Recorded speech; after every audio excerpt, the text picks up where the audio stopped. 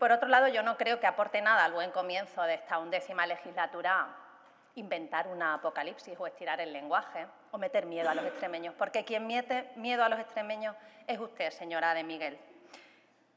Y el Partido Socialista aprovecha siempre para hablar de la ultraderecha, pero yo no les escucho hablar jamás de la ultraizquierda. Vamos a escuchar mucho, porque estamos en campaña, palabras catastrofistas que anuncien el fin del mundo, pero nada más lejos de la realidad. La realidad es la que le mostraron a ustedes los extremeños el pasado 28 de mayo. Y sobre ese relato del miedo que utilizan ahora como propaganda, les diré algo. El acuerdo que va a hacer posible que esta investidura salga adelante no supone ninguna amenaza a los derechos de los extremeños, ninguna. Ni en la defensa de las mujeres, ni será un paso atrás en el reconocimiento y las libertades de las personas LGTBI, ni se niega la violencia machista. Por tanto, dejen de envolverse en esa pancarta apocalíptica.